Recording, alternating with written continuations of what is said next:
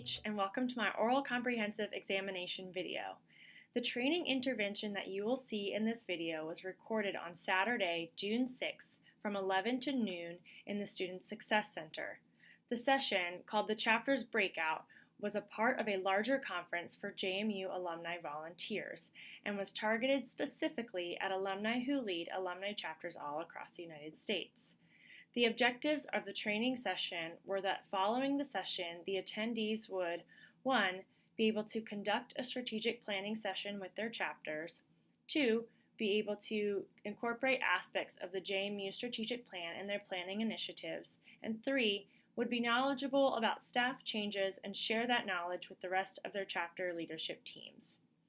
Prior to this session, all attendees of the conference sat in a session with JMU top leadership talking about major initiatives of the university, including the strategic plan. What you will see in this segment is an energizing exercise designed to motivate volunteers and encourage them to think about the way their roles interact with each other, the Office of Alumni Relations, and the university as a whole. After this exercise, you will see me presenting information about conducting a strategic plan and the pieces necessary for alumni chapter volunteers to do so.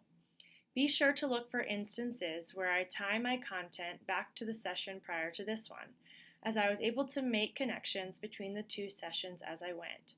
Thanks for watching. Cool, we're going to start with our energizer, and it's called cheerleader. So I need everyone to get up, and I need us to just quickly, as fast as we can, move the tables kind of aside. So it's amazing that they're all moving. We want to create just a big space in the middle of the room. And some of you maybe have done this before. Sorry. Maybe I should. And it might not be even called cheerleader. I don't know. I made that up because it's really pretty. Okay, that's good. Let's move these chairs and everything else is good. Maybe everyone can just kind of come up. Alright, so the way that this energizer works is if you're all familiar with rock, paper, scissors. Has everyone played rock, paper, scissors before? Yeah. We'll set a quick ground rule for rock, paper, scissors. It is rock, paper, scissors, shoot. It is no other way. There is no other way to do it. So that is how we play. Now when you're playing this version called cheerleader, when you play someone, so say Matt and I meet and we play a rock, paper, scissors, shoot, and he beats me, now I am on Matt's team and I am Matt's biggest cheerleader. So I'm going to go behind Matt and then he's going to go against Courtney and I'm going to be like, go Matt, go, go, go! Until we get down, and that continues to happen. So say Courtney beats Matt, then she absorbs our entire team, and now we are all Courtney's biggest cheerleaders. So it's not going to take long with this group of this size, but it's eventually going to get down to a duel, one-on-one with two major teams of people cheering for each other, and it's going to be really wonderful. Does anyone have any questions before I set you off on your way? I thought about doing Dude Dog, Coach Withers, and figure out a way, and I was like, that's going to be so confusing. So we'll just go with straight old rock, paper, scissors, shoot. And you can play against anyone in the room. I'll play too, so it doesn't, I'm not just watching you guys. Ready? Yeah. And go!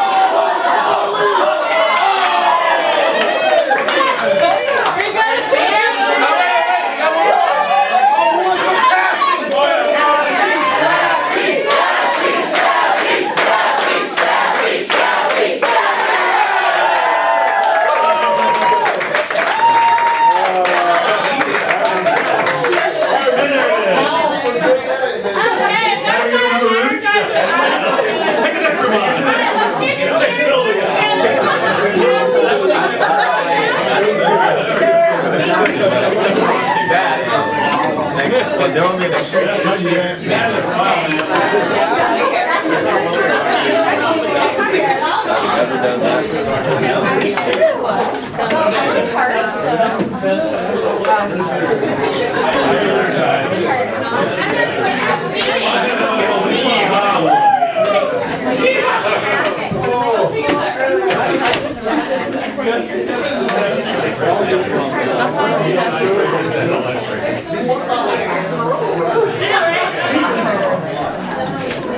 Okay, so my heart's like pounding now because that was really fun. It was like just like screaming for someone. And I actually want to make a point really quickly to say we didn't just do that to run around the room and play rock, paper, scissors and cheer for each other. One thing I want you guys to remember is that we are all cheering for each other all the time. You're all in chapters, you're all in the same boat, so everybody should always be and be thinking about how you can be cheering on the other chapters that you're working for. We from our office are your guys' biggest cheerleader. We want to always be encouraging you and telling you that you're doing awesome things. That's part of why we plan this weekend. And lastly, your guys' one of your biggest roles, because as Nick said, you guys are the volunteers on the ground, you're actually out in the areas working with alumni, you guys are JMU's biggest cheerleaders. So every time you hear these new, crazy, awesome programs that are going on, what we would love for you guys to do is to go out and back to your chapters and the people who aren't here and share that information and talk about how awesome it is. So, fun game. Now we're all excited and ready to have a great session, but also remember that we are each other's cheerleaders in everything that we do. All right, so who has done strategic planning ever in their lives? Okay, a couple of you, and that's good. And I am not going to stand up here and be the expert on strategic planning. I've done it a couple of times. I think it's really important. And one of the things that I think for you guys could be really helpful is to spend some time engaging in this process with your chapters. If you've done it with your chapter before, I know some of you have, that's awesome. But I want to talk a little bit about the different pieces that make up a good strategic planning process. And again, this might not be comprehensive. This is from my perspective, thinking about you guys as chapters. So, what does it take to do some strategic planning? I think number one, it takes vision. And obviously that is something that we as the Alumni Association can provide to you guys. We can tell you, we definitely want you to do service events, and we definitely want you to do events that engage your alumni. We want you to have social media. We want you to have this, that, and the other, scholarships, things that you're thinking about. We want you to engage with fundraising. At the same time, we all know that you guys are the experts of your areas. I've never been to Dallas. I don't know what's going to work in Dallas. I cannot make that game, unfortunately. So we want you guys to know that you guys are the ones that need to build that vision into your chapters that really make them specific to where you live. You know what's going to work for your alumni. Maybe you don't, but that's something you need to ask. Start asking your alumni. A lot of you are great with doing surveys, finding out what it is that your alumni want to do. But there needs to be either a team or one person who really has a vision for sort of what it is that's going to make your guys' chapter stand out and be kind of a good representative of the larger alumni population in your area. The second thing it takes is manpower. It definitely takes more than one person to do some strategic planning, and I know that's hard. A lot of you come from areas where you have one person, two people maybe running the show, and that's awesome. We're so thankful for those one or two people. But I would encourage you to say, maybe let's bring on a couple more people who they don't necessarily need to be even on the leadership team, but if we just need some more support in kind of figuring out where it is we need to go, bring in a few more folks and spend some time really thinking about what it is that could, again, make your chapter a little bit bigger and have more successful events and programs. Third is I think that it takes understanding the process. Sorry, that's hard to read. It takes understanding the process, and what I mean by that is it takes a really good understanding of how we operate internally. And I know a lot of you all have struggled with this over the past year. Because we are a state institution, I'm like smiling at some of you, because we're a state institution, there are a lot of hoops that we have to jump through when it comes to paying for things. You cannot pay for certain things with state money. Or working with other offices. I know that has been a struggle as well. The reason that we have things like the event request form is because we want to make sure we can provide all the resources that are out there. And for us, it takes a lot longer to get those things out, kind of out into the open than a lot of you might think. I actually came from a nonprofit before I worked at JMU. And one of the things that really was hard to swallow was how much longer it took to get anything done at JMU versus at a nonprofit. If we wanted to send out an email, we sent out an email. No one else had to be involved in that process. But at JMU, there's a whole other entity that oversees that process for us. And so understanding that and knowing that, hey, when JMU wants to send something out, we actually have to build it, which takes time, and then have it approved, which takes at least 24 hours. So those kinds of things are little and they're minimal, but I think they are really important to the process. And if you ever have questions, be sure to ask us, but also ask us with like 6 months notice before the event that you're gonna plan. Because again, that stuff takes a long time and we wanna make sure we're setting you guys up for success, and we can't do that if we're sort of bound within some time constraints. Fourth is, I think this is not as big as I hope, but I hope you appreciate that. I think it takes realistic expectations, and again, you can't do that either, sorry. That says realistic. What I mean by that is that, and I mentioned this before when I talked about manpower, if you guys you're sitting down doing some strategic planning and you're like, we want to have a crab fest in Delaware, that might take a little bit more than 2 volunteers to pull off. And so where you might say, yes, it's our goal in 5 years to have a crab fest, we need to spend the next 2 years recruiting more leadership team members. So having realistic expectations about where your chapter is, and especially your leadership team, will really help you to figure out kind of what do we need to get to where we want to be. I think the Metro Dukes, who are awesome, and there's a lot of them here, I think everyone looks at them and they're like, they have so many team members and they can do so much.